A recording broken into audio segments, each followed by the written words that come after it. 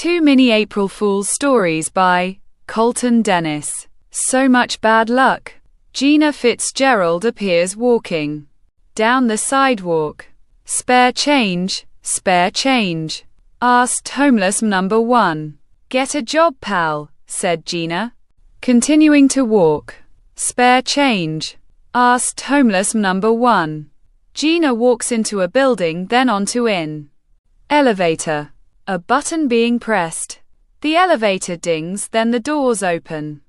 Gina walks off the elevator. Morning, said Gina. The sun slowly goes down. Are you coming, Gina? Asked woman number one. I need to work on this a little bit longer, said Gina, typing onto the keyboard. The front door of the building opens. Gina slowly walking. Spare change, asked homeless number one. Gina shakes her head as she passes homeless number one. Spare change, asked demonic voice number one. Gina stops, then turns around.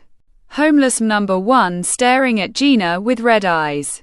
Gina's eyes widen, then she runs down the street. Footsteps walking. Gina stops, hears footsteps approaching, then turns around. Hello, is someone there? Hello? Asked Gina, turning towards her apartment building. Keys jingling. Gina, said demonic voice number one. Gina stops, then slowly turns around. Homeless man number one appears with red eyes. Please, take whatever you want. Just don't hurt me, said Gina. I don't want your money, Gina. I want you to know what it feels like to not have good luck, said demonic voice number one. Homeless number one pins Gina against the apartment building door, then opens his mouth. Black smoke goes into Gina's mouth. Gina screaming, coughs, then wakes up in her bed. That was a horrible nightmare, said Gina. Getting out of bed, walks, stubs her toe, then groans. The bathroom light turns on. Gina opens the medicine cabinet, grabs a pill, then takes it. Water turns on. Gina drinks water, then closes the medicine cabinet door. Red eyes appear. Gina staring at herself. Evil laughter. Gina gasps. The sun rises. Gina walking down the street, then trips. Papers flying everywhere. Gina tries catching the papers. Man number one appears on a ladder painting a building. Gina continues running. A paper goes underneath the ladder. Gina runs underneath the ladder. The paper lands onto the ground. Gina picks up the paper. A car drives from an alley, then hits a mud puddle. Mud goes onto Gina. Gina gasps. The building appears. The elevator dings. Gina walks off elevator, then approaches her desk. Gina, what happened? Asked woman number one. An unfortunate accident. That's what happened, said Gina. You should go home and get changed. I can't. I need to work to pay the bills. Remember. Gina starts typing on the keyboard. My computer won't turn on. Come on. What is up with today? Usually, good things happen to me, said Gina, banging onto the computer. Footsteps approaching. Miss Fitzgerald, I was waiting for your report that was due yesterday, said Mr. Jenkins. I have it right here, said Gina. Yeah, and I have it right here too. It was faxed to me last night. Let me read what it says. And quote, Dear Mr. Jenkins, here is my report. And I have to say it's the best I've ever wrote. Nobody cares for this business. Because you are just like all the other corporate idiots that don't know what they're doing. All this business knows is how to make money. And I'm tired of you telling me how to do my job. So, you can take this job and shove it up your rich corporate ass. Sincerely, Gina Fitzgerald, said Mr. Jenkins, and quote, Mr. Jenkins, I swear I didn't Write that. I have it on my computer here. I'll show you it, because I know I didn't write that, said Gina, trying to turn on the computer. Miss Fitzgerald, you're fired, said Mr. Jenkins, walking. No, no, no, please. I need this job. Please, no. How will I live? Asked Gina. Well, you should have thought for that before sending this to me, said Mr. Jenkins, continuing to walk away. Gina holds her head. Sorry, Gina, said woman number 1. The apartment building appears. Gina walks off elevator, then approaches her apartment door. The apartment doors appears open a little bit. Gina opens the apartment door. People appear inside the apartment. What's going on here? Asked Gina. Miss Fitzgerald, you are a great tenant. But, after what you sent me last night, I want you out of my apartment building, said Mr. Wong. What did I send you? Asked Gina. Your information of what you're doing up here, selling weed to children on the street. I don't allow drug dealers in my building. You are officially being kicked out. I need you to leave before I call the police, said Mr. Wong. But, where will I go? Asked Gina. That's not my problem, said Mr. Wong. Gina appears walking down the street. What is going on here? I lost my job and my apartment, and now I have nowhere to go, said Gina. Evil laughter. Gina stops, then looks into a mirror. Red Eyes appears. Now you know what bad luck is all about, Miss Fitzgerald. And get used to it, because we're gonna be together for a long time, said demonic voice number 1, laughing. Gina screams. 2 years later. People walking on the sidewalk. Spare change, asked Gina. Get a job, you lazy woman, said number 2, walking past. Gina looks up with red eyes, then smiles. Spare change, asked demonic voice number 1. Number 2 stops, turns around, then looks at Gina with red eyes. Gina staring at number 2, then continues smiling. Number 2 walks away. Evil laughter. The end. The Jester affair appears. I can't believe we're finally at the medieval fair, said Myra Flood, appearing next to Jimmy Carr. Same here. I never knew you liked these things, said Jimmy. Are you kidding me? I love knights and dragons, said Myra. Both Jimmy and Myra walking. Halt, who goes there? Asked Ron Rogers, appearing wearing a knight suit. Nice suit, Ron, said Jimmy. Thanks, my girlfriend made it for me, said Ron. Where is the maiden? Asked Jimmy. Oh, my prince has come for me at last, said Hilda Logan, appearing in a dress. My lady has arrived, said Ron. Both Hilda and Ron kiss each other. Oh, how sweet, said Myra. Yeah, I could feel the beer coming back up too, said Jimmy. Myra hits Jimmy's shoulder. So, what you guys want to do? Asked Hilda. Whatever the ladies want to do, said Jimmy. All right, said Myra. I fell into that, didn't I? Asked Jimmy. Yeah, said Ron. A stage appears. Number 1 appears walking into the stage. Gather around, everyone, while I tell thee a tale about the jester that everyone knows. That he went crazy and went on a killing rampage. No one knows why he did the things he did. But what people say is that he's not really dead. They say that the jester lives in this mirror, and if you see his reflection, he'll come for you. So, which brave soul wants to try to see the jester? If you do, line up over here, said number 1. People forming a line.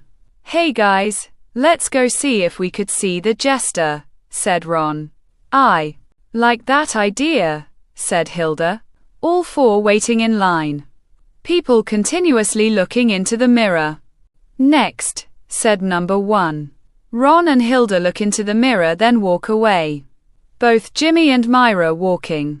Then look at the mirror. Myra's eyes widen. A skull-faced jester appears then laughs. Myra screams. Myra, are you all right? Asked Jimmy. I saw it. I saw the jester, said Myra. Then that means he'll be coming for thee, said number 1. Come on, Myra, said Jimmy, helping Myra stand up. All four walking away. A car drives past. Myra staring out the passenger window. How you doing, Myra? Asked Hilda. Fine, just fine, said Myra. Are you sure? Because you haven't said a word since that incident, said Hilda. I swear to you, I saw the jester, said Myra. It was probably just a hologram. That's all, said Ron. No, this seemed very realistic, said Myra. The car pulls into a driveway. The doors open then shut. Both Jimmy and Myra walking towards their house. Hey, it's all right. We're home, and I promise you, no jesters coming after you, said Jimmy. Are you sure? Asked Myra. I'll make sure of that. I promise, said Jimmy. Myra kisses Jimmy. The bedroom appears. Both Jimmy and Myra appear sleeping. Myra, Myra. Myra groans then opens her eyes. Myra, said a male voice echoing. Myra looks then sees Jimmy sleeping. Hello, is someone there? Hello? Asked Myra. Over here, follow my voice, said the male voice echoing. Myra gets out of the bed then slowly walks towards the bathroom. Where are you? Hello? Asked Myra. A hand comes out of the bathroom. Mirror behind Myra then goes back into it. Myra turns towards the bathroom mirror then doesn't see anything. Myra, what are you doing? Asked Jimmy. I heard someone calling my name. It was coming from in here, said Myra. It was just your imagination. Now let's get back to bed, said Jimmy. Both Jimmy and Myra appear sleeping again. The bathroom mirror appears. The hand comes out of the mirror again. A skull-faced jester comes out of the mirror, looks into bedroom then laughs. Myra, Myra. Myra wakes up then turns. Myra, said the skull-faced jester. Myra opens her eyes, sees the skull-faced jester then goes to scream. The skull-faced jester puts his finger up to his mouth. Quiet, you don't want to wake up, Jimmy, said the skull-faced jester. What do you want? Asked Myra. Apparently you don't know the legend. I come when I am seen, to search for my beautiful queen. And guess who saw me first, Myra? Asked the skull-faced jester. No, no way. I ain't going anywhere with you, said Myra. You've got no choice, said the skull-faced jester pulling out a sword from his cane. And quat, Jimmy, and quat, yelled Myra. Jimmy wakes up then sees the skull-faced jester. The skull-faced jester swings the sword. Both Jimmy and Myra move. The sword goes into the headboard. Myra, run, said Jimmy. Myra running. The skull-faced jester growls. Both Jimmy and Myra are running downstairs. The skull-faced jester jumps over the banister then lands in front of both Jimmy and Myra.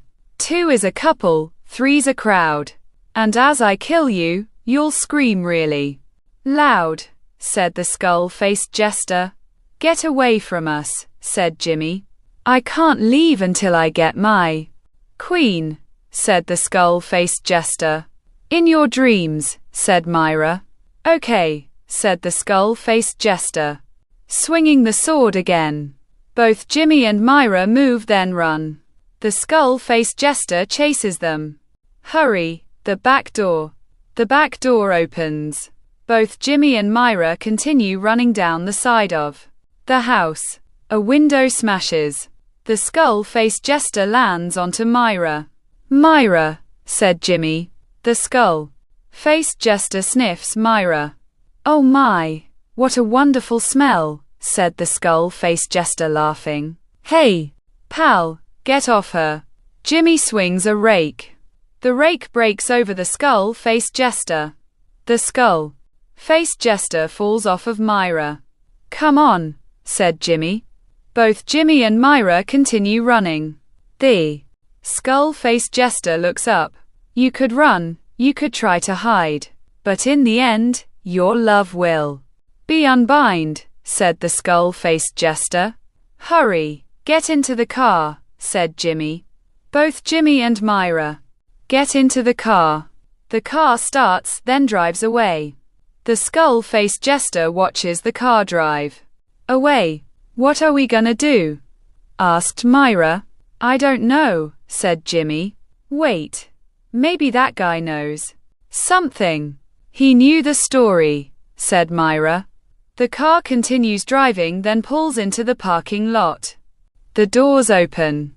Both Jimmy and Myra are running. The skull-faced jester appears, then follows both of them, banging on a door. The door opens. Yes, may I help you? Asked number 1. We need your help. That jester you talked about is chasing us, said Myra. Listen, that's just a made-up tale. The mirror's rigged with a hologram, said number 1. Laughter in the distance. Does that sound like a hologram? Asked Jimmy. Number 1 looks, then sees the skull-faced jester.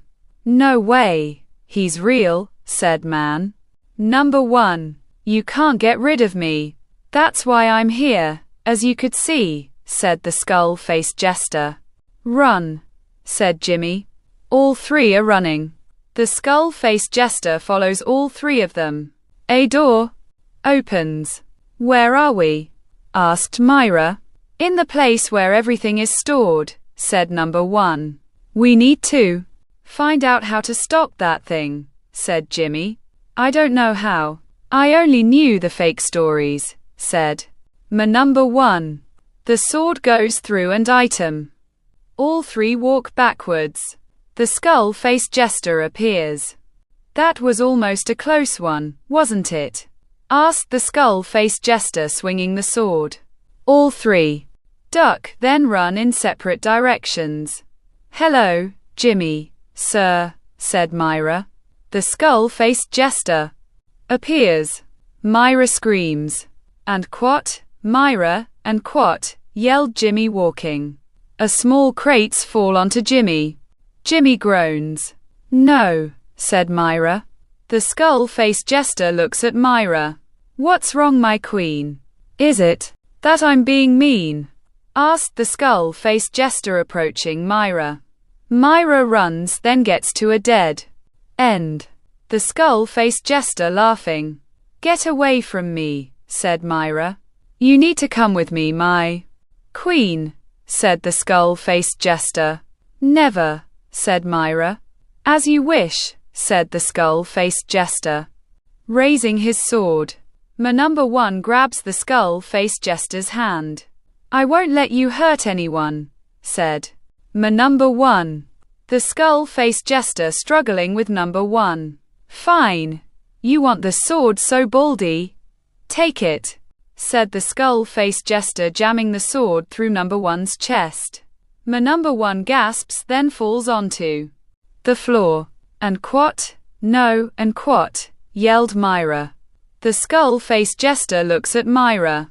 You're next, said the skull-faced jester. Myra cowering. The skull-faced jester raises the sword. Hey pal. The skull-faced jester turns around. Jimmy appears. You miss part of me, said Jimmy, punching the skull-faced jester. The skull-faced jester goes into the mirror. The mirror cracks. Myra looking at the skull-faced jester, then at the mirror. Jimmy, the mirror. It's the mirror, said Myra. Jimmy runs. at the skull-faced jester. The skull-faced jester looks at Jimmy. Jimmy rams the skull-faced jester into the mirror. There. Got him, said Jimmy. The sword goes through Jimmy's chest.